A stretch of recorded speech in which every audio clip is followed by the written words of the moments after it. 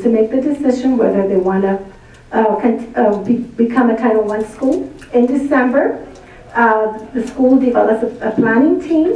In January 2015, school planning team develops a needs assessment.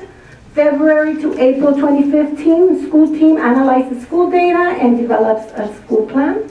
May 2015, school site council approves the Title I school plan. And by June 2015, they bring it to the Board of Education for your approval. And just a reminder, if schools do not make the requirements of Title I, they go into program improvement. And basically, program improvement year one, it's here. The district, which is the local educational agency, provides technical assistance to program improvement school. We need to notify the parents of the status, and we need to provide school choice for those kids. Since maybe here, a lot of our schools, I'm not sure if we're going to get out of program improvement, but if we were to add many of our schools, maybe we need to send them to another district that are not in program improvement. The only school right now, Lincoln is very close. They have about 39 I'll get to that number, but they're very, very close to becoming a Title I school if the staff decides. But other than that, then all of our schools would be Title I, and maybe they won't be in program improvement, so the parents won't have a choice here.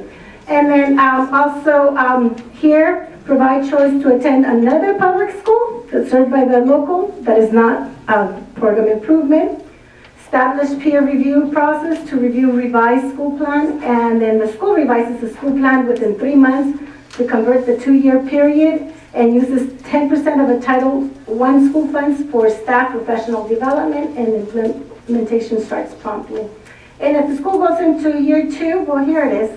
You guys can read all this. I don't really need to read it, but they need to follow all the requirements. And the plan, if the school goes into program improvement year 3, which is the correction action, then a lot of the same things here, repetitive, but then it says here the district, which is the local agency, identifies schools for at least one of the following: replace school staff, implement new curriculum, decrease management authority at the school level, appoint outside expert, extend school year or the day, or restructure internal organization structure of the school. And then we continue, the district continues to notify the parents of the status, provide school choice, supplemental educational services, continue to provide professional development for the staff, and then a lot of the things are very repetitive,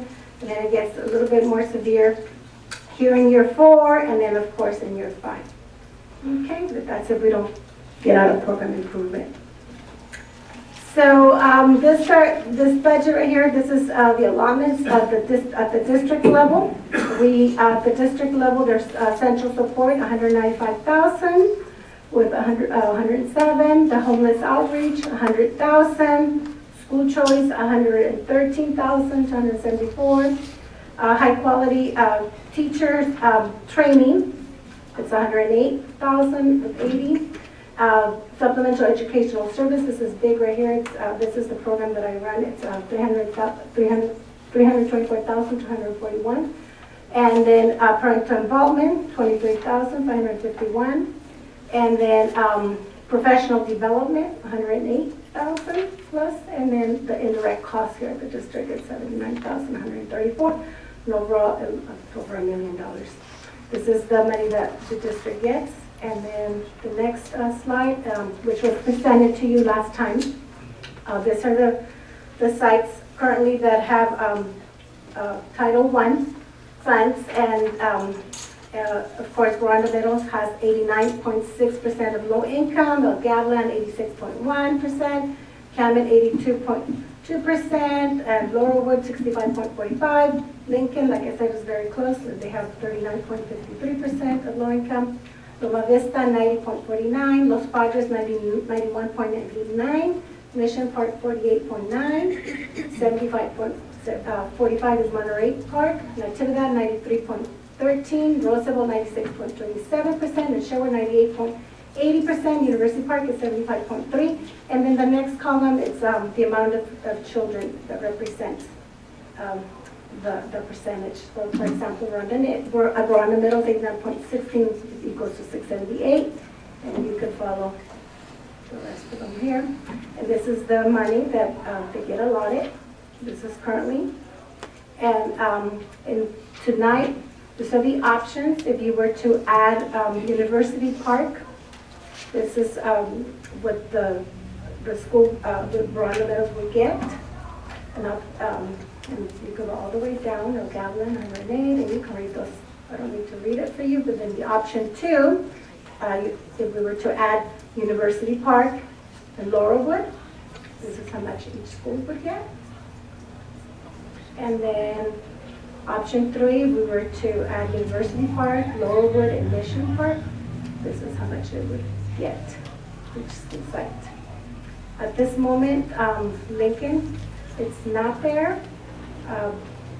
But it's also an option. But for tonight, we have 3 different options for you to make a decision. So the Title I threshold option for Salinas City, it's option number 1, to continue with the 75% low-income students and adding University Park as the threshold. Option 2, reduce to 65% low-income students, adding University Park and Laurelwood. And then option 3, to reduce the threshold to 40% low-income students, adding University Park, Laurelwood, and Mission Park. And questions for you? Do you have any questions from the board? Yes, Mr. King. Mr. Kim? So Kim. the Title I funds that the district receives doesn't change? No, it doesn't change. They just need to be distributed to the So the different. effect of lowering the percentage would be that certain schools that are already receiving Title I funds will receive less, Exactly. and certain other schools that become eligible, if they decide to, Exactly. start to receive some funds. Exactly. We would notify them today if you guys, whatever your vote is, we would inform the schools, and then the staff needs to decide with 80% vote agreement. Could you clarify one point for me? Sure. When we're talking about if they go under program improvement, and then we have to notify the parents, and then offer them school choice. Yes, starting year Does 1. that have to be school choice where they're not in program improvement? It has to be a school that is not in program improvement, otherwise they stay at the same school. And how many schools do we have in program? Right now, we currently have 8 schools in program improvement. Monterey Park became a Title I school recently, but they're not in program improvement yet. So that's one school that I offer for parents to, when I send out the letters in the spring, they decide to send their kids to a non-program improvement. Monterey Park's still part of a non-program improvement school because they have met the requirements, but yet they have over 75% of low-income students attending. That's why they became a Title I school. So can anyone, staff included, give me any idea what the rationale is for us having the threshold at 75% when 40% qualifies? Is there some sort of rationale why we're doing that? Is there a risk involved that I don't know about?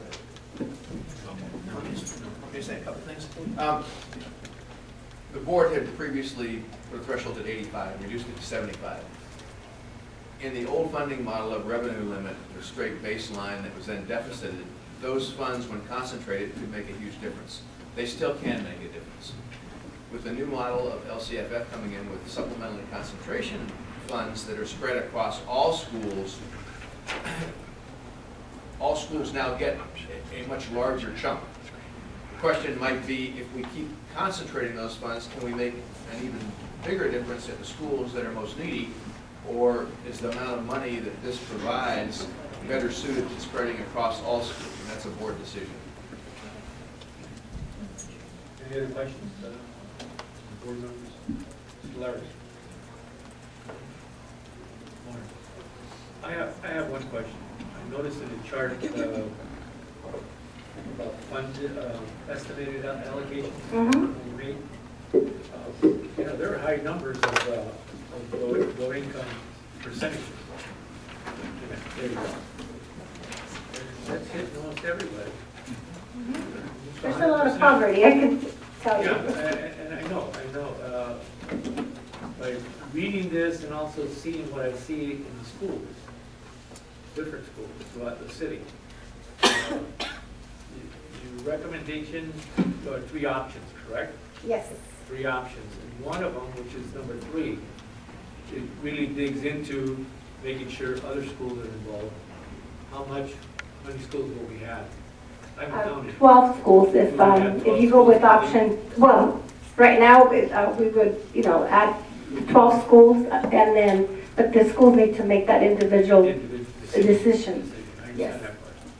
If they say no, it continues to grow, go forward. Right, without- with what yeah. programs they have in That's a choice place. with 80%. They have a choice, 80% of the teachers have to. correct, agree. Support that.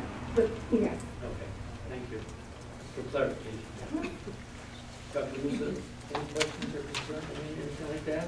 I'm going to be asking if there are any more questions from the board, if we can have, Just a comment. The last time that the board modified this resolution was more than 10 years ago. Yeah, about 10 years ago. So our demographics have changed in Salinas dramatically. As you see the numbers. So it basically is up to the board.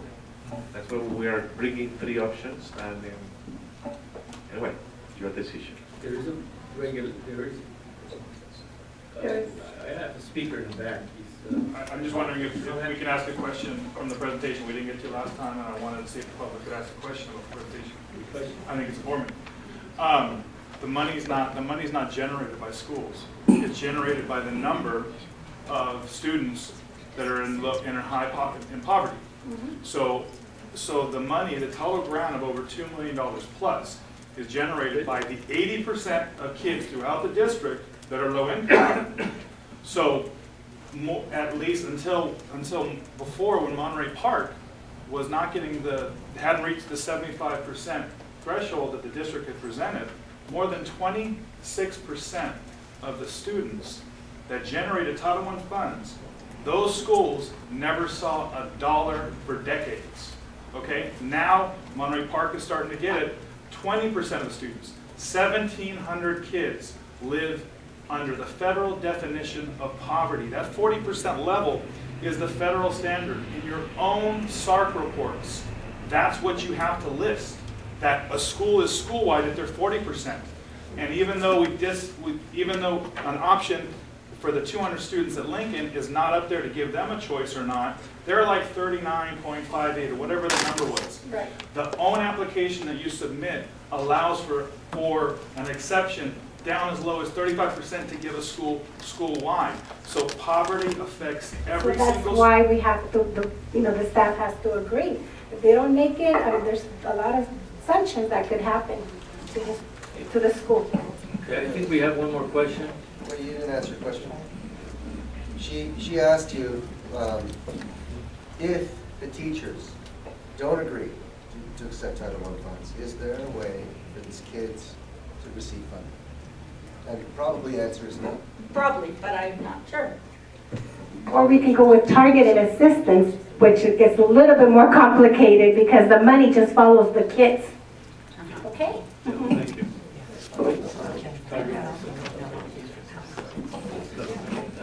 You have a question, sir? No, sir. Okay. Public comment, please. Public comment, thank you. Are we ready? Yes. Like I said, my name is Daniel McCall, and I have 2 kids at Mission Park. And my studies through the Title I, not to be disrespectful, but I do believe that the scare tactics of saying the punishments that the teachers in the schools can go through is unfair. Okay? The federal government established a program in 1965, which was rewritten in 1995 through the Bush era, or not that, my bad, for the No Child Left Behind. Okay? What they said was, any school with more than 10 children, 5%, shall be entitled to limited funding, which would be directly to the kids, in which the school would have to set up a direct plan to be able to focus how they were going to educate those children, educate their parents, deal with the teachers, to better focus on the low-income children. The low-income children are based upon the applications that are done through our culinary services for either free and or assisted lunch program. all of your schools in this district apply for that. And like they say, we have one at 39%, Mission Park's at 48.808, and so on and so on. All of these children should have the benefit of the Title I funding. Okay, Carmel Valley receives benefit from Title I funding. In 2013, of all the places that we could think of, because they're pretty financially stable, they still had $172,000 which were given to their school district for their schools, for their children which are under the poverty level, okay? And they have to target those. Now, to say that the district can say, okay, school, you need to make up your mind whether or not you're going to receive these funds or not receive these funds.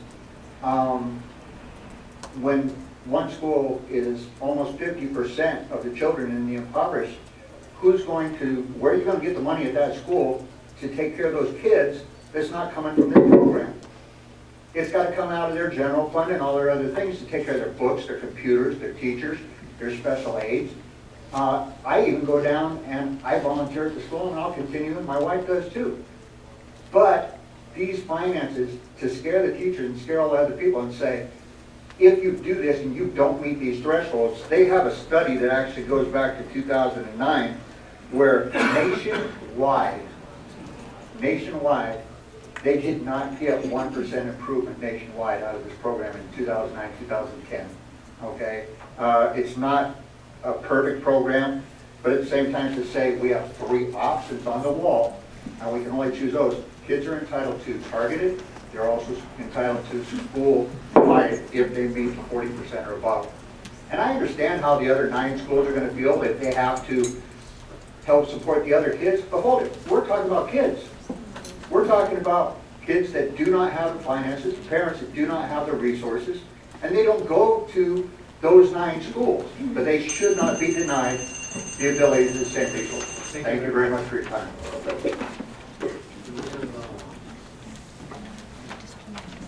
Comment? Yes, I'd like that public Comment? comment. Not a lecture? Thank you. Not a lecture, all righty, I'll try to keep the lecture at hand. Sean Henry again, parent. I want to thank Ms. Persich. We had the numbers added up there, so we have more information to explain what the other $1 million was from the presentation. If Linda could put up the numbers that were on the presentation, it'd be nice to be able to refer to those as well. My first question came up. I really don't even think option number 1 should be on it because currently the threshold is 75%. My first question at the August school board meeting, and I thank Janet Barnes for asking for a study on this, was why is University Park excluded? In the application, it specifically said even though it met the threshold, they're getting the funds from somewhere else, so we're not giving them Title I. So, first off, the reason why the question came up, and no one can answer, and none of the presentation still has told me why University Park, even though it's above 75%, was excluded in the application. So that answer is still done. So really, option 1 really shouldn't be an option because University Park should be getting Title I services without having it voted on because they already met the standard of 75% that's self-imposed by the district. Secondly, in terms of the others, if you look at the numbers, what you're talking about is students. And if we're a whole district, and we're going to say we're going to be working on needs, to basically say that the 1,467 students at University Park, at Laurelwood, at Mission Park, and at Lincoln are not affected by poverty. And just because other schools have been getting the funds that those students have been bringing into the district for decades, and that might change the budget, it's like basically saying, hey, you know what, you're gonna give, if we're truly a community, and we have all the different schools, and we have needs, we don't pick one child over the other. So people are talking about, making a controversy or trying to divide the district. No, I'm just trying to have a common standard. So my first question asked, why was University Park being included? It's still there. I recommend that we do option 3. I think Lincoln School, the 200 students there, should have the option because poverty affects them there. And they're within the range of the federal government, and I think all 13 schools should be considered. And if the schools decide not to, that's okay. But again, the reason why we keep bringing up Carmel is that we were compared to Carmel in one of these meetings. And we're certainly not Carmel. We're Salinas, and we're proud to be Salinas, and we have a lot of the same issues as Salinas, and the times need to change. Salinas has changed greatly, and every school is affected by poverty. Every school has English language learners, and every school has needs that are not being met. So we need to take a look at not trying to divide one another, but let's try to look at how we can really get solutions and really be fair, and not try to pit one another against each other, because that's not what we're trying to do. We're just trying to get the needs met in our schools. Thank you. Dr. Lusa? Many assumptions. Can you answer that question? Right.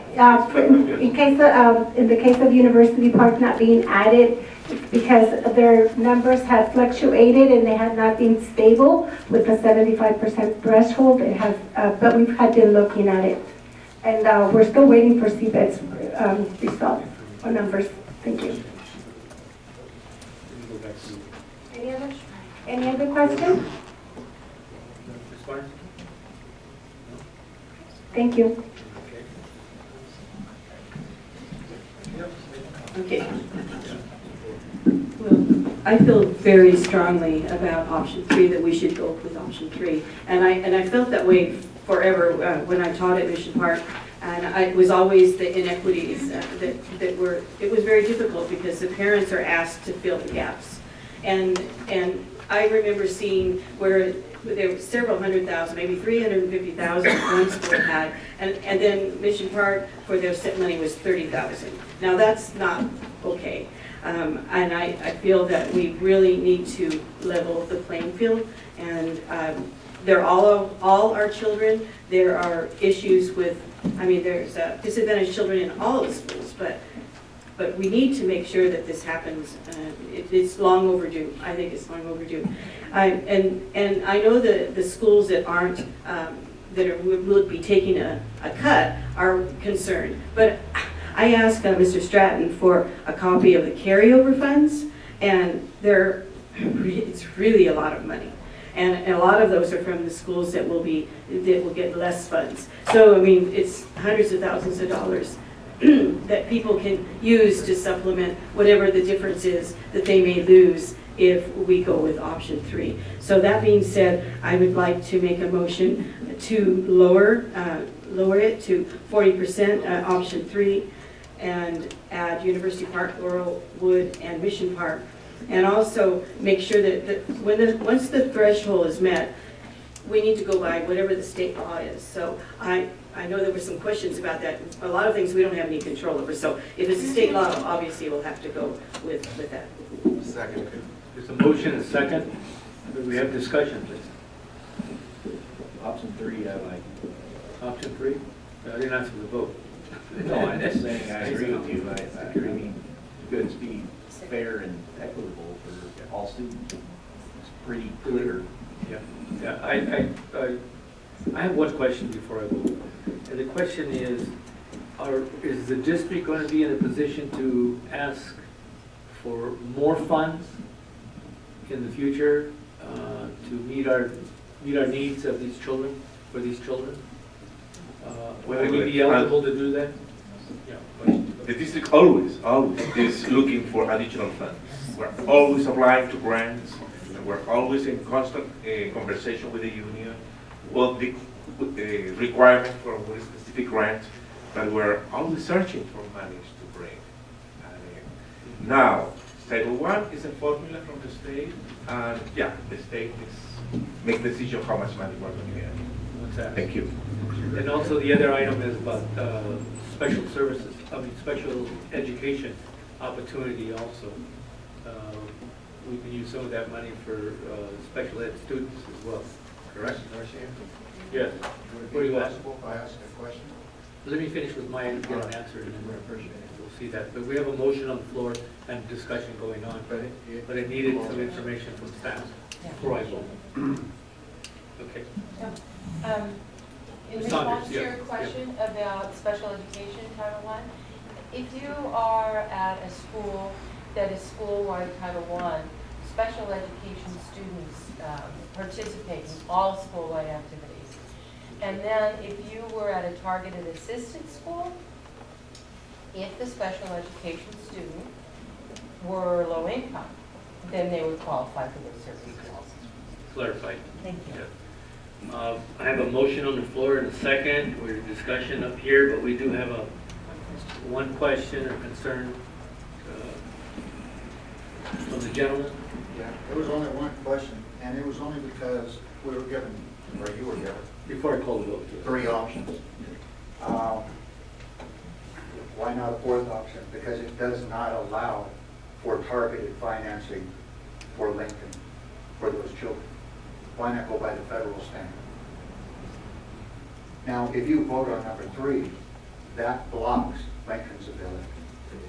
That's my only comment and question.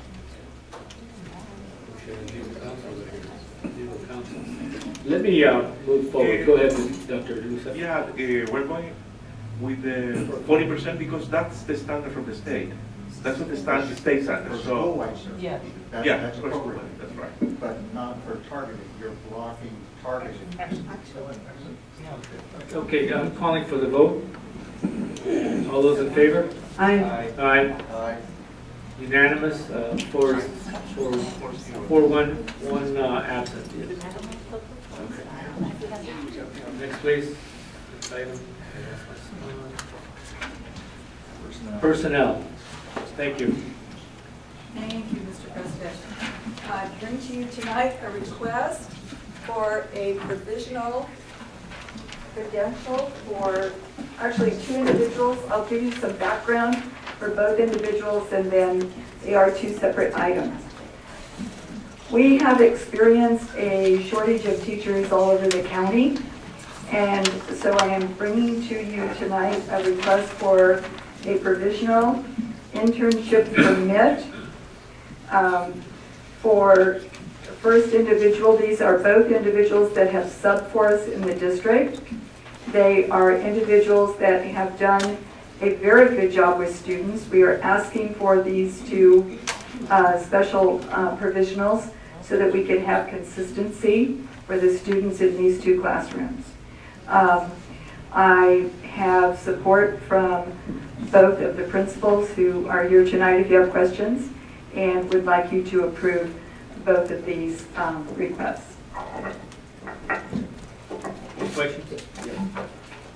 Motion to approve provisional intern permits for both individuals. I'd like to say, Mr. Salamanca, Thank you, you're very welcome. and Mrs. Guerrero.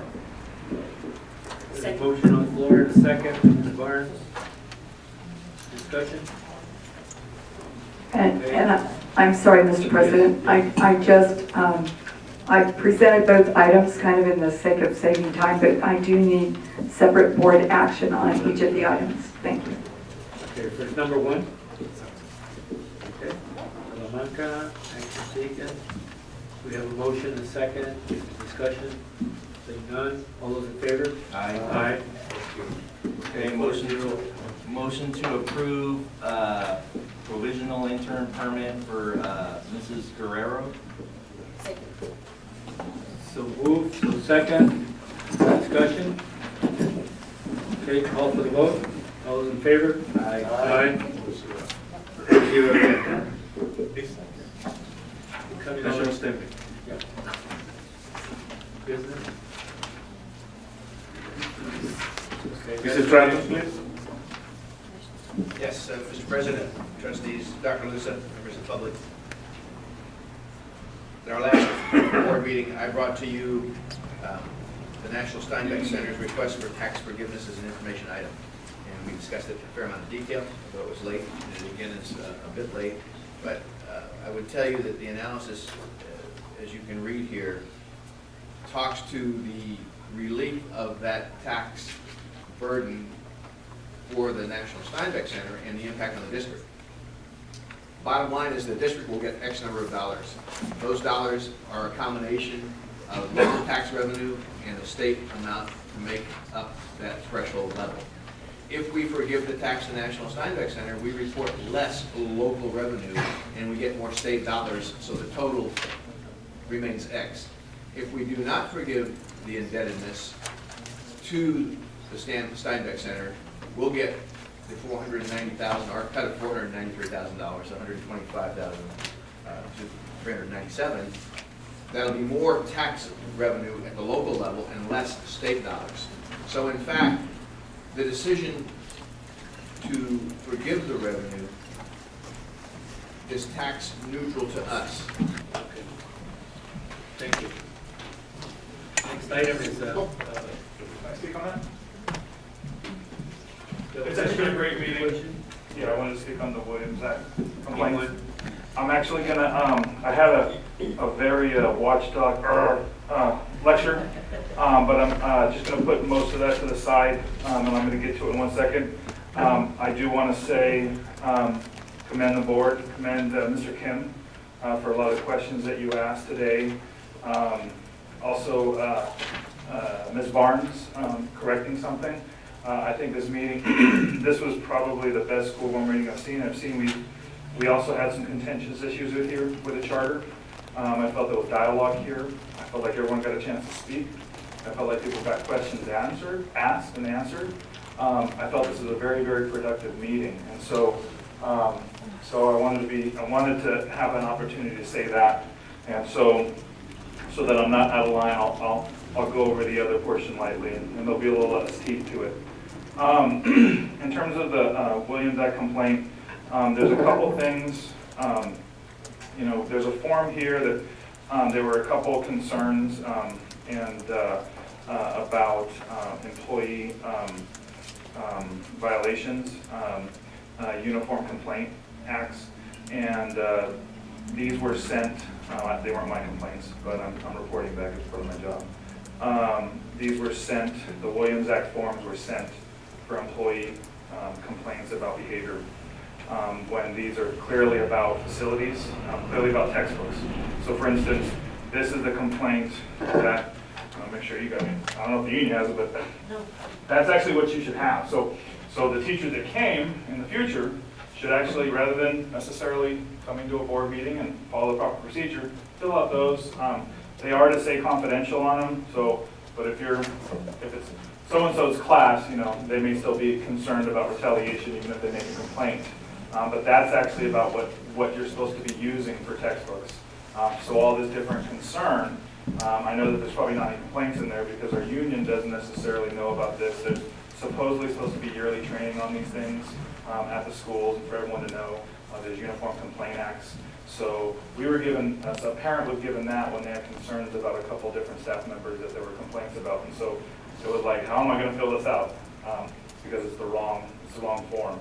So I think there's a little bit of maybe some training and some areas about that so that, you know, people need to know when and how to file a Williams complaint and also a uniform complaint act in the district. Because there's actually a whole policy I left in. I think it's like, Let me get it. Can you hand me it? It's hard to find your policies in the old website. It's actually the Salinas City Community Relations Uniform Complaint Procedures, Regulations 131213. There's a whole thing about the notifications. I think you guys updated it like in 2012. So this is actually, there's a complaint on there that should have been sent to the parents on that. So thank you very much. Thank you. Thank you. So this, William? Cynthia Schaefer. I would like to ask the board to support Dr. Lusa in adhering to bylaw 9000, item 4, section C, which is serving as a judicial hearing and appeals body in accordance with law, board policies, and negotiated agreements, and it's specifically with cross-reference 1312.1 complaints concerning district employees. I appreciate Sean Henry bringing it up. I am one of those parents. I am not the only parent who received that form when there was a couple of very serious complaints regarding conduct of district employees, senior level district employees. So I hope you don't just ignore me on this one. The gentlemen here know exactly who I'm talking about, and there are even some women involved too. So I just want you to know, you need to keep up with this kind of stuff, Dr. Lusa. Please, this is serious, okay? Your senior district level employees are treating people not very well. And we have gone through the process. And we started off with a Williams complaint. please tell me you know what I'm talking about, Dr. Lusa.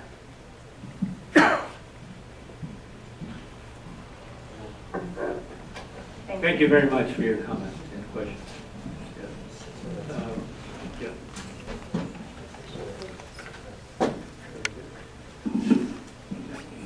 Yes, yes, the question is, staff. Okay, Mrs. Willingham, Ms. it Barnes. hasn't, the Williams Act is textbooks, teacher vacancy, facility conditions, is that correct? Is there something further to that? No, that's correct. Okay, thank you, Krista. Okay, thank you. Okay, what's?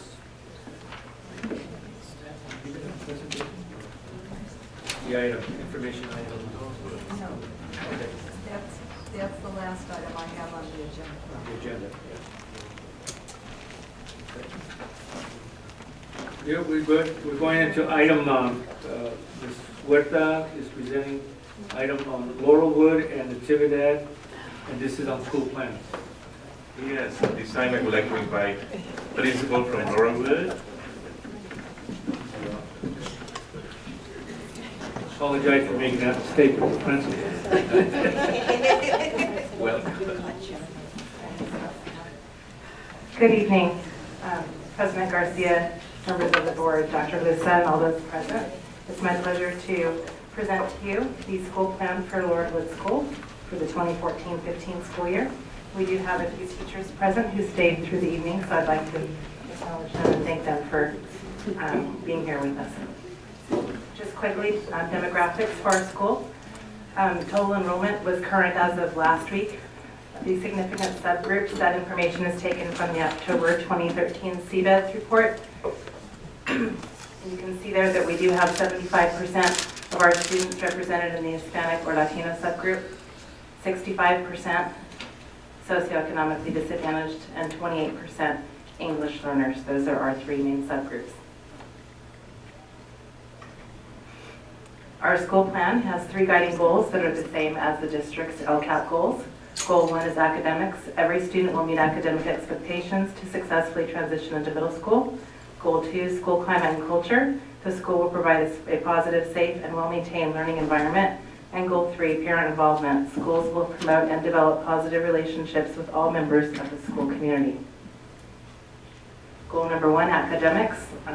Several of our programs are outlined there. I've divided them into, for the most part, Tier 1, which is our core program, and Tiers 2 and 3, strategic and intensive intervention. A lot of the programs are programs seen district-wide. Some highlights at our school that aren't found at all others are, for example,